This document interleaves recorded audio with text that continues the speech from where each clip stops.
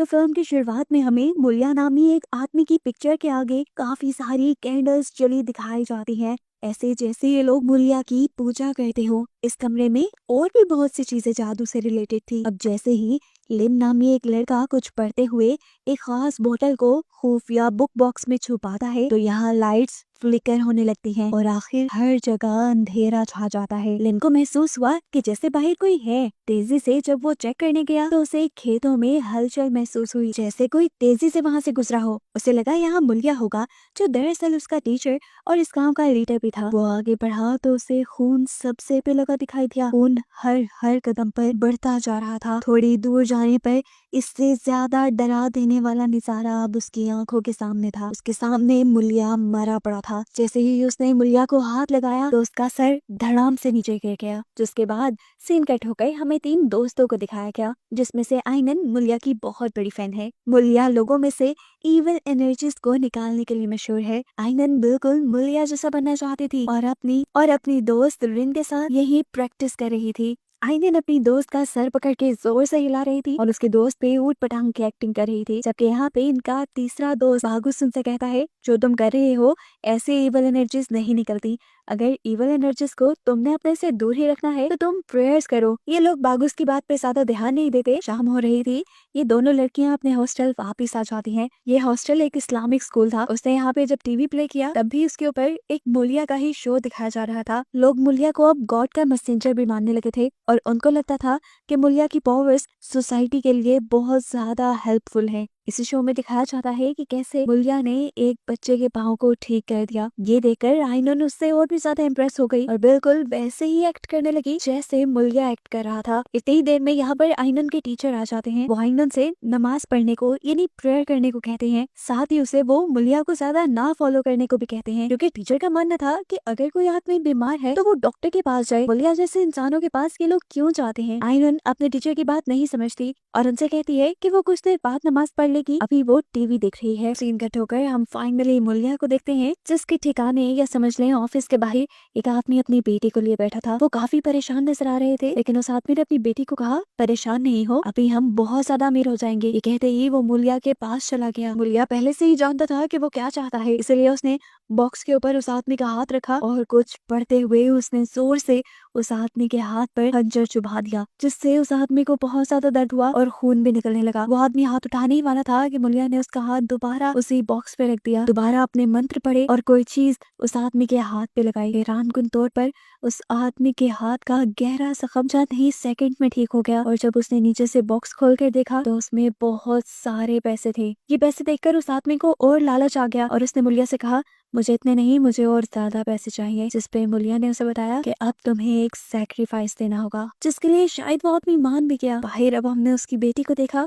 जो कि वजू कर रही थी। ऐसा करते हुए उसे डिस्ट्रैक्ट करने के लिए पास वाली नल बार बार खुल जाती थी। उसने कई मरतबा उसे बंद किया और फिर ये सब कुछ छोड़ छाड़ कर वो प्रेयर करने लगी। इस दौरान हमने इसके पीछे एक शैतान को भी देखा, जो अचानक से उसके बहुत करीब आ गया और सीन यहीं से कट हो गया। अब रात के सीन में हम आइनन और रिन को देखते हैं, जो मार्केट से वापस आ रही थी। क्या अचानक रिन को याद आया कि वो तो कुछ लेना भूल गई है। आइनन को यहीं छोड़कर वो भागते हुए बाजार से कुछ लेने गई और तभी यहाँ पर आइनन को एक वियन दिखाई देने लगा। ये मुलिया का वियन था। वो डार्कनेस में खड़ा था और उसने आइनन से कहा कि तुम जल्द ही मेरी जैसी बन जाओगी। ये कहते ही उसने अपने हाथ में पकड़े हुए चाकू से अपना गला काट दिया और उसके धड़ से खून निकलने लगा। आइनन बुरी तरह डर गई और वही नीचे गिर गई। रिन जब यहाँ आई तो यहाँ ऐसा कुछ भी नहीं था। वो उसे लेके दोबारा हॉस्टल चली जाती है और हॉस्टल आने पर उन्हें पता चलता है कि मुलिया सच में मर गया था। तो क्या आइनन को जो वियन दिखाई दिया था वो सच था? यहाँ पर आइनन को हिला देने के लिए एक और सच उसे पता चलता है कि वो असल में मुलिया की ही बेटी है और उवा, जिसे वो हमेशा से अपना बाप समझती आई थी, उसे तो सिर्फ आइनन की मॉम ने आइनन को सौंपा था ताकि यहाँ रहकर आइनन की तरबियत अच्छी से हो सके। वो आइनन को ये भी बताता है कि उसकी असली मॉम नहीं चाहती थी कि वो कभी भी मुलिया से मिले, लेकिन ये सब सुनने के बाद उसका उवा से ना सिर्फ एतबार उठ जाता है बल्कि उसे अब उवा से नफरत होने लगी थी और उसने फैसला कर लिया था कि वो मुलिया के फ्यूनरल पर जरूर जाएगी। उवा उसके फैसले पे दखल नहीं देता और उसको उसकी मॉम की दी हुई चीजें देकर यहाँ से चला जाता है। आइनन उन चीजों को देखते हुए अपने पास्ट को याद करके बहुत ज्यादा उदास हो गई और उसने सुबह होते ही बागोस और रिन के साथ मुलिया के फ्यूनरल पर जाने का फैसला किया। सभी हैरान थे कि इतने साल तक कोई एक बाप अपनी बेटी से कैसे दूर रह सकता है। तब आइनुन ने इन दोनों से कहा शायद ओवा ने झूठ बोला हो कि मैं उससे मिलना नहीं चाहती और मुझे तो आज तक यही पता था कि मेरे कोई डैड है ही नहीं, मेरे पेरेंट्स मर चुके हैं। खैर मुलिया के शहर जाते हुए रास्ते में आइनुन को एक शैतान खड़ा दिखाई देता है जिसने आइनुन का नाम भी लिया था। ये देखकर वो बुरी तरह घबरा गई, लेकिन फिर उसे ये उसका वहम लगने लगा क्योंकि रिन और बागोस ने वहाँ पर ना तो किसी को देखा था और ना ही उसका नाम सुना था। खैर ये लोग अब यहाँ पर पहुंच जाते हैं। सभी लोग मुलिया के मरने पे बहुत ज्यादा उदास थे। आइनुन को देखकर लिन यानी वो लड़का जिसे हमने मूवी के शुरू में देखा था वो उसके सामने आता है। शायद वो उसे पहचान चुका था। लिन आइनुन से कहता है अगर तुम चाहो तो मुलिया को देख सकते हो और मुलिया को नहला भी सकते हो। ये सुनकर लिन को थोड़ा अजीब लगा कि औरतें तो मर्दों को नहीं नहलाती। तब बागोस ने उसे ये कह दिया शायद वो इस गाँव का ट्रेडिशनल होगा। आइनुन यहाँ मुलिया के पास जाती है तो देखती है कि मुलिया का गला बिल्कुल उसी तरह से कटा हुआ था जैसा कटा हुआ उसने देखा था। अब उसके गले के ऊपर स्टिचेस लगाए गए थे। खैर आइनुन उसे नहलाती है और बाहर निकल आती है। मुलिया के मरने पर बाकी सब लोग इतना दुखी थे कि फूट फूट के रो रहे थे। अब मुलिया को दफनाने की बारी आ जाती है। हमें दिखाया जाता है कि मुलिया का चेहरा काला पड़ चुका है और उसको दफनाने से पहले भी मुस्लिम्स वाली प्रेयर्स नहीं पढ़ी जा रही, बल्कि लिन यहाँ पर कुछ अजीबोगरीब प्रेयर्स पढ़ रहा था। आइनुन, रिन और बागुस कुछ नहीं जानते थे।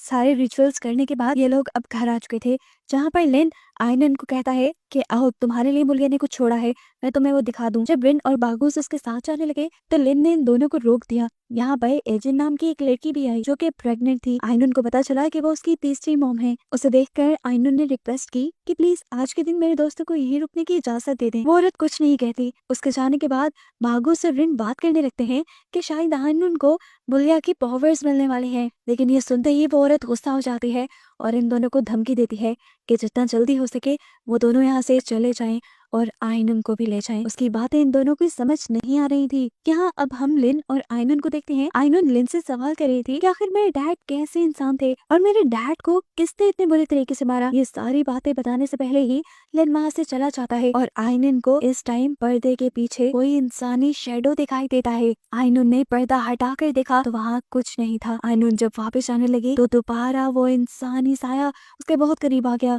उसने आइनुन का नाम पुकारा। आइनुन खड़ी हो गई और एकदम से जब उसने पीछे मुड़ के देखा तो उस शैतान ने आइनुन के ऊपर हमला कर दिया। ये वही शैतान था जो रास्ते में भी आइनुन को दिखा था। यहाँ हम देखते हैं कि लिन इतने में ही आइनुन के लिए एक किताब ले आया था। उस टाइम तक आइनुन ने अपने आप को काफी हद तक संभाल लिया था। लिन आइनुन को कहता है कि अगर तुम जानना चाहती हो कि तुम्हारे डैड एक कैसे इंसान थे तो तुम उसके रास्ते पे चलो, और यही मुलिया भी चाहता था। ये कहकर वो एक किताब देकर उसे चला गया। इस सब के बाद लिन उसे कहकर जाता है कि रात में मैं तुम्हें मुलिया की एक खास जगह पर लेकर जाऊंगा जहाँ तुम्हें अकेले जाना होगा और शायद वहां जाकर तुम समझ जाओ कि तुम्हारे डैड एक कैसे इंसान थे। सुबह होने पर हमने देखा कि बागोस एक पास की मस्जिद में गया। हैरानकुन बात थी, ये मस्जिद बिल्कुल वीरान और गंदी थी। शायद काफी अरसे से किसी ने इसे इस्तेमाल नहीं किया। वो यहाँ पर आजान देने लगा, लेकिन ये सुनते ही जल्दी से लिन वहां आ गया और लिन ने उसे ऐसा करने से मना किया और कहा कि अगर तुम प्रेयर करना चाहते हो तो अकेले ही कर लो, हमारे गाँव का ट्रेडिशन है, यहाँ पे प्रेयर्स नहीं की जाती। ये सुनकर बागुस को अजीब तो लगा, लेकिन वो अब अकेला ही नमाज पढ़ने लगा। जब वो ऐसा कर रहा था तो उसे फील हुआ कि जैसे कोई उसके साथ साथ प्रेयर कर रहा है। जैसे ही वो सजदे में गया यानी झुका तो उसे मुलिया का कटा हुआ सर बिल्कुल उसके पास नजर आया। वो डर गया, लेकिन उसने अपनी प्रेयर नहीं तोड़ी। प्रेयर कंप्लीट करने के बाद जैसे ही उसने देखा तो उसके पास कोई भी नहीं था, और सबसे अजीब बात कि प्रे मैट उसने जिस तरफ बिछाया था वो अब उल्टा हो चुका था। वो उल्टी जगह पे प्रेयर कर रहा था। ये देखकर वो बहुत ज्यादा घबरा गया और उसने रिन और आइनुन को आकर ये सारी बात बताई कि ये जगह बहुत अजीब है, यहाँ पे तो कोई प्रेयर नहीं करता। यहाँ तक कि सालों से यहाँ के लोगों ने प्रेयर सुनी ही नहीं। रिन भी हैरान थी कि अगर यहाँ के लोग इबादत नहीं करते थे तो यहाँ पर मस्जिद बनाई क्यों गई थी। फिर उसे याद आया कि जहाँ पर इवल एनर्जीज का कब्जा हो जाए वहाँ पे लोग प्रेयर्स नहीं करते। खैर अगले सीन में हमें दिखाया गया कि आइनुन और रिन एक साथ बैठे हुए थे। रिन अपने नेल्स काट रही थी, तभी अचानक उसका अंगूठा भी कट गया। ये देखकर वो फौरन आइनुन के पास आई और आइनुन ने बड़े ही अजीब मुलिया वाले तरीके से उससे कहा कि तुम्हें मुझ पर यकीन रखना होगा। रिन उसे देखकर परेशान हो जाती है। पीछे से अब हम बागुस को देखते हैं जो आइनुन के कमरे के पास था। इतने में ही पीछे से यहाँ पर आइनुन आ जाती है और उससे रिन के बारे में पूछती है। रिन को काफी देर से इन दोनों ने नहीं देखा था। ये लोग जब कमरे के अंदर गए तो रिन अंदर बैठी थी और अचानक रिन के सामने बैठी हुई आइनुन वहां से गायब हो गई। इसका साफ मतलब था कि असली आइनुन अगर उसके पीछे थी तो जो इतनी देर से रिन से बात कर रही थी वो असल में कोई शैतान था। रिन ने इस टाइम अपना रिकॉर्डिंग कैम भी ऑन किया हुआ था। उसने जब अपने कैमरा में देखा तो वाकई में ही वो अकेले बात कर रही थी अपने आप से और वहाँ आइनुन नहीं थी। ये सब देखने के बाद तो ये लोग और भी ज्यादा डर जाते हैं और ये लोग फैसला करते हैं कि ये लोग वापस हॉस्टल चले जाएंगे। लेकिन आइनुन ने उनसे कहा कि वो अपने डैड के रास्ते पर चलना चाहती है। अगर वो दोनों उसे छोड़कर जाना चाहते हैं तो बेशक सुबह को चले जाएं। बागुस इसकी बातें सुनकर हैरान था। वो अब उस किताब को लेना चाहता था जो आइनुन के पास थी। वो आखिर देखना चाहता था कि इस किताब में है क्या, लेकिन आइनुन उसे वो किताब नहीं देती और गुस्से में वहाँ से चली जाती है। अब सीन कट होकर हमें मूवी में एक नए कैरेक्टर, एक छोटे बच्चे को दिखाया जाता है जो कि आइनुन की तीसरी मॉम के साथ रहता है और ये असल में आइनुन की दूसरी मॉम का बेटा है। ये बच्चा रहमत अपनी मॉम से पूछता है कि आखिर आइनुन यहाँ क्यों आई है, लेकिन उसकी मॉम के पास इस चीज का कोई जवाब नहीं था। रात में हम देखते हैं कि एजेंट जब सोई हुई थी तो उसे अपने बेड की चादर में कोई बैठा दिखाई दिया। उसने टॉर्च ऑन करके देखा कि उसका बेटा रहमत ही था जो उसे उठ के बैठने को कहता है। वो काफी ज्यादा डरा हुआ था। एजेंट ने उससे पूछा क्या हुआ है मेरे बेटे। तब उसने बताया कि मुलिया मुझे घर में चलता हुआ दिखाई देता है। ये सुनकर वो भी डर गई। इन्होंने हल्की सी चादर उठाई और कमरे में देखा। सच में उन्हें मुलिया के पाँव चलते हुए नजर आ रहे थे। ये दोनों डर गए। इन्होंने चीख मारी और जैसे ही एजेंट ने अपने बेटे को देखा तो वो एक शैतान में बदल गया और उसने एजेंट को बुरी तरह डरा दिया और तभी उसकी आंख खुल गई और उसे पता चला कि उसे सपने में डराया गया था। यह रात में लिन आइनुन के लिए मुलिया की खुफिया जगह पर आ जाता है जहाँ आकर उसने कहा कि तुम मुलिया की बेटी हो और तुम्हारे ऊपर अब बहुत बड़ी जिम्मेदारी है। ये कहते ही उसने एक चाकू गरम किया और उसके हाथ और पाँव में स्टैब कर दिया। आइनुन दर्द से तड़प गई और उसे अपने छोटे भाई यानी रहमत के भी आने लगे।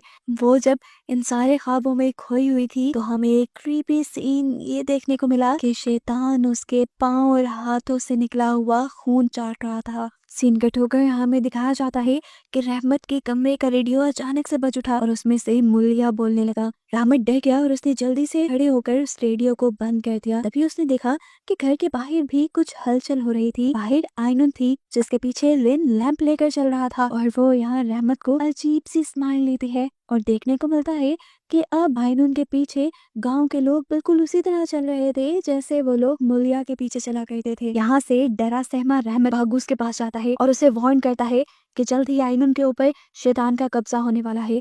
अगर तुम उसे बचाना चाहते हो तो बचा लो। बागुस समझ नहीं पा रहा था कि यहाँ पे क्या हो रहा है। तब रहमत ने उससे कहा तुम्हें आजान देनी आती है। बागुस ने हाँ में सर हिलाया तो रहमत ने कहा तुम यहाँ पे आजाद दो और तुम्हें सब पता चल जाएगा कि यहाँ क्या चल रहा है। बागुस उसके कहने के मुताबिक आजान देने लगा। जैसे जैसे वो आजान दे रहा था यहाँ गांव वालों को तकलीफ होना शुरू हो गई थी। हर बंदे के सर में दर्द होने लगा था। उनके नाक और मुंह से खून निकलने लगा था। यहाँ तक कि आइनुन भी दर्द से तिलमिला उठी थी। आइनुन का शेडो जो हम मिरर में देख रहे थे वो आइनुन को देखकर मुस्कुरा रहा था। यहाँ बागुस जो कि अजान दे रहा था खुद उसका भी गला फटने लगा। उसके गले में से खून निकलने लगा और उसने भी अजान देना वहीं छोड़ दी। अजान के बंद होते ही सब कुछ नॉर्मल होता देखकर आइनुन समझ गई कि यहाँ पे जरूर कुछ ईवल यानी शैतानी है और उन्हें ये सब खत्म करने के लिए प्रेयर्स करनी पड़ेगी। वो जल्दी से भागकर बागुस और रिन के पास आई जो इस टाइम मस्जिद में थे। बागुस की खराब हालत को देखकर वो और भी ज्यादा घबरा गई और उसने बागुस और रिन से कहा कि हमें फौरन यहाँ पर नमाज पढ़नी पड़ेगी।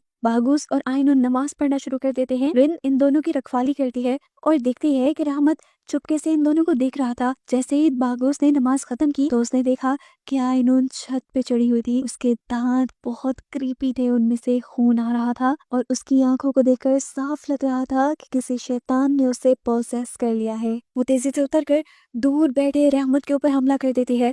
इससे पहले कि वो रहमत का गला घोट कर उसे मार देती यहाँ पर एजिंग आ जाती है जो उससे रहमत को बचा लेती है। रहमत के दूर होते ही आइनुन को होश तो आ गया था लेकिन अब उसे कुछ याद नहीं था कि इस टाइम उसने किया क्या है। ये सब अब घर आ गए थे। उससे में अब एजिंग बागुस और रिन से कहती है कि तुम लोग हमारे गांव की ट्रेडिशंस की इज्जत नहीं कर रहे हो। ऐसा करने पे हमारे पूरे गांव वालों को तकलीफ हुई है।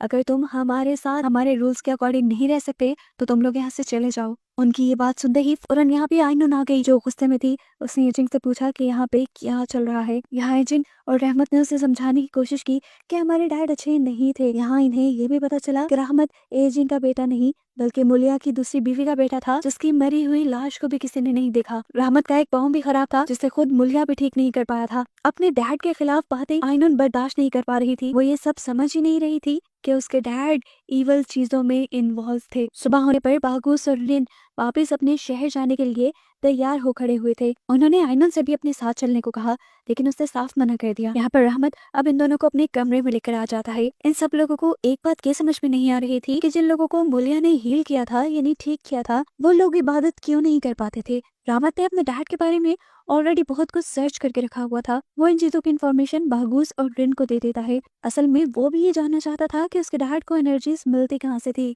वो इन दोनों को ये भी बताता है कि जब से मुलिया को पावर मिली थी, सब लोग अपना काम छोड़कर मुलिया पे ही डिपेंड हो गए थे। यहाँ तक कि वो पैसे भी लेने के लिए मुलिया के पास ही आते थे। रहमत को और भी बहुत कुछ पता था। वो इन दोनों को बेसमेंट के खुफिया कमरे में लेकर जाता है, जो हमने मूवी के स्टार्ट में देखा था। यहाँ पे किताबों की छानबीन करने पर उन्हें एक किताब के अंदर से चाबी मिलती है, जो चाबी असल में इसी बेसमेंट के अंदर बने एक खुफिया दरवाजे की थी। रहमत ये दरवाजा खोल के इन्हें दे देता है और इससे आगे उनके साथ नहीं जाता, क्योंकि वो सीढ़ियां उतर चढ़ नहीं सकता था। यहाँ आकर रिन सब कुछ रिकॉर्ड करने लग जाती है, जबकि बागूस आगे था। वो जैसे ही बागूस के पीछे गई तो वहाँ एक जगह पर मुलिया की तस्वीर लगी थी, जहाँ मुलिया के हाथ में उसने एक तस्वीर भी देखी। वो जब यहाँ से जाने लगी तो अचानक उसी तस्वीर के दाने टूटकर उसके पाँव में लटखड़ाने लगे। ये सब चीजें भी वो कैमरा में रिकॉर्ड करने लगी। उसने जैसे ही अपना कैमरा तस्वीर की तरफ उठाया तो देखा उसके साथ कोई सफेद रंग के कपड़े में बैठा था, जिसने एकदम से ही रिन के ऊपर हमला कर दिया और उसकी चीख सुनकर बागूस फौरन यहाँ पे आ गया। वो रिन को अपने साथ ले गया और आगे जाने पे इन्हें एक और दरवाजा मिला। इस दरवाजे की चाबी नहीं थी इनके पास। रिन अपनी बालों की पिन उतार के देती है, जिससे बागूस इसका दरवाजा खोल लेता है। इससे पहले कि ये लोग अंदर जाते,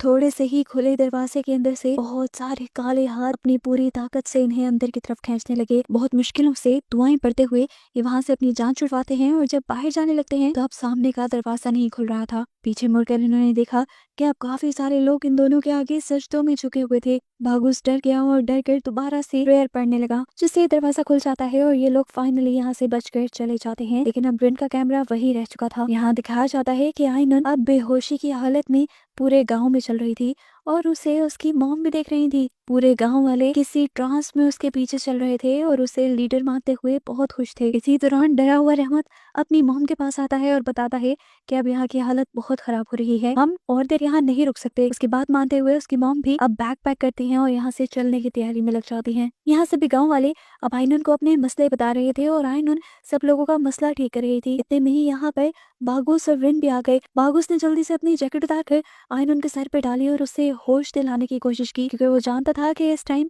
आयनन के अंदर एक शैतान है। लेकिन आयनन बागूस को अपने से दूर कर देती है। रिन और बागूस को समझ नहीं आ रहा था कि वो लोग आयनन को ठीक कैसे करें। वो लोग मदद मांगने के लिए जब रहमत और उसकी मॉम के पास गए तो देखा वो लोग पहले से ही जा चुके थे, जबकि दूसरी तरफ हम देखते हैं कि आयनन अब पूरी तरह पोसेस हो चुकी थी।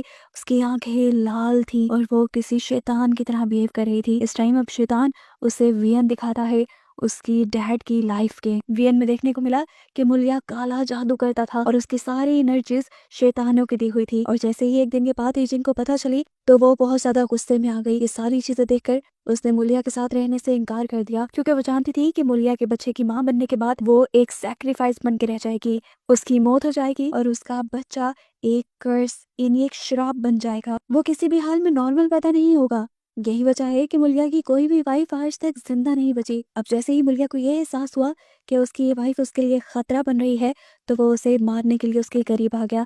इससे पहले कि वो गला घोट कर उसको मार देता, पीछे से रहमत यहाँ आ गया और उसने चाकू उठाते हुए मुलिया का सर धड़ से अलग कर दिया, उसका मर्डर कर दिया। और इसी मर्डर को छुपाने के लिए उन दोनों ने असल में मुलिया की लाश को जंगलों में रख दिया था। यहाँ मुलिया के कमरे में अब सभी लोग मुलिया की तरह आयनन के सामने झुके हुए थे। अपना वियन पूरा होते ही आयनन फौरन ही जंगलों की तरफ भागती है, क्योंकि वो जान गई थी कि रहमत और उसकी मॉम भाग रहे हैं। वो रहमत से अपने डैड की मौत का बदला लेना चाहती थी। जैसे ही उसने आकर रहमत पर हमला किया, उसकी मॉम ने पीछे से अपने बेटे को बचाने की कोशिश की। उसने आयनन के पाँव पकड़ लिए और एक नोकीली चीज उसके पाँव में स्टैब करने लगी। गुस्से में पोसेस हुई आयनन एजेंट के ही पीछे पड़ गई। रहमत वहां से भाग गया, जिससे रास्ते में बागूस मिल गया। बागूस फौरन इन दोनों से मदद मांगता है अपनी मॉम को बचाने के लिए, लेकिन जब ये लोग वापस आए तो वो दोनों यहाँ से गायब थीं। ये लोग अब जल्दी से उन दोनों को बचाने के लिए मुलिया के बेसमेंट में जाते हैं। वो जानते थे यहाँ पर इस जादू के तोड़ का कोई तरीका होगा। इन्हें यहाँ पे एक पेज से पता चला कि जिस इंसान के ऊपर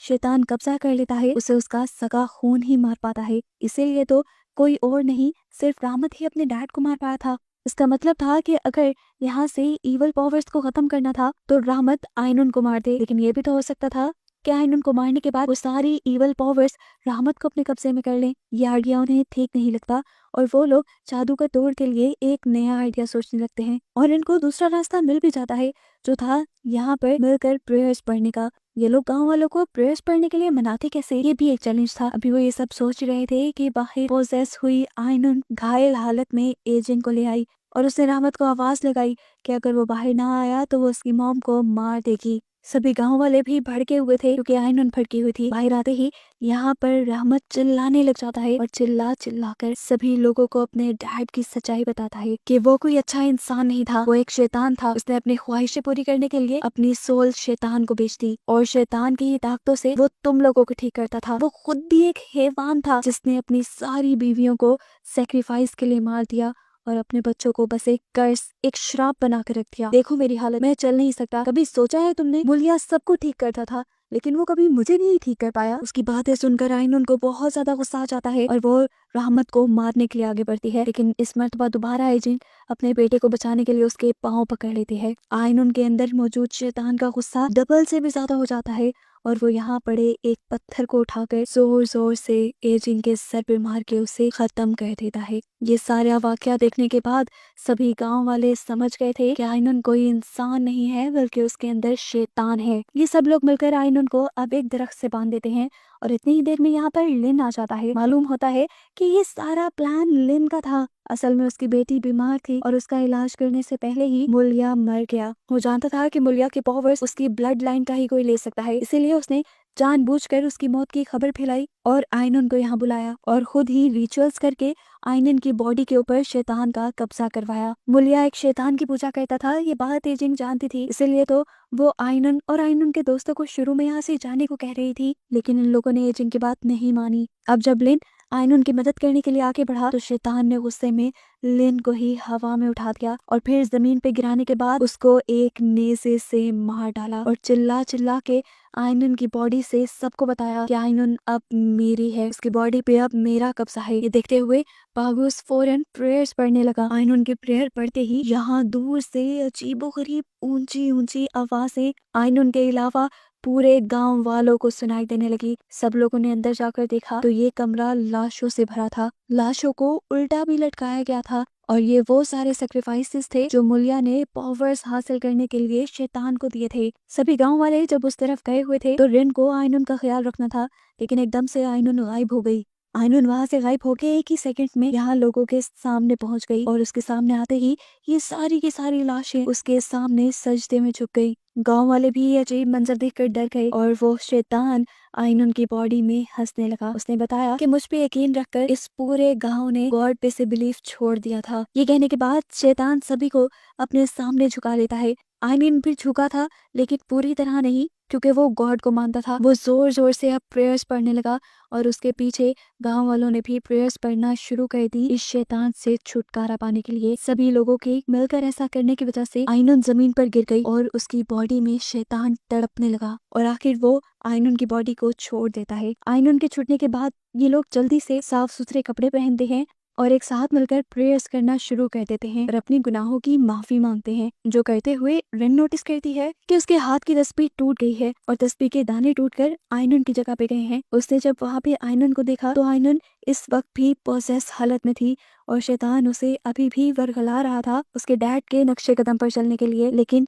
आयनन के अंदर तो एक अच्छी सोल थी, वो हमेशा से गॉड को मानती आई थी और इस वक्त भी जब वो गॉड पे बिलीव रखती है तो शैतान हार कर उसकी बॉडी से निकल जाता है, जिसके बाद आयनन दोबारा अपनी प्रेयर्स पढ़ने लग जाती है और शैतान का कब्जा यहाँ से खत्म हो जाता है। जिसके बाद अगली सुबह हमें एजिंग का फ्यूनरल दिखाया जाता है। सब लोग उसके मरने पे बहुत दुखी थे। साथ ही साथ यहाँ पे जितनी भी लाशें थी जिनका सेक्रीफाइस मुलिया ने करवाया था उन सभी लाशों को भी दफना दिया गया था। इस टाइम हम देखते हैं कि यहाँ आयनन से मिलने के लिए उसके डैड हुआ आए थे जिन्होंने उसे पूरी जिंदगी पाला था। आयनन उन्हें देखते ही खुश हो गई। उसने अपने डैड का शुक्रिया अदा किया कि उन्होंने उसे सीधा रास्ता दिखाया था और उसी की वजह से आज वो बच गई है। मूवी के एंड पे हम देखते हैं कि बागुस ने ओवा को मुलिया की वो शैतानी बुक दे दी थी जिससे वो शैतान की पावर्स लिया करता था। उसे कहता है कि इसे किसी बड़े आलिम को देकर इसकी पावर्स को खत्म कर दिया जाए। सबका भी यही ख्याल था। ये सब लोग अब रहमत के साथ मिलकर यहाँ रहने वाले थे और यहाँ के गांव वालों की मदद करने वाले थे और बस यही दिखाते हुए ये कहानियाँ खत्म हो जाती है।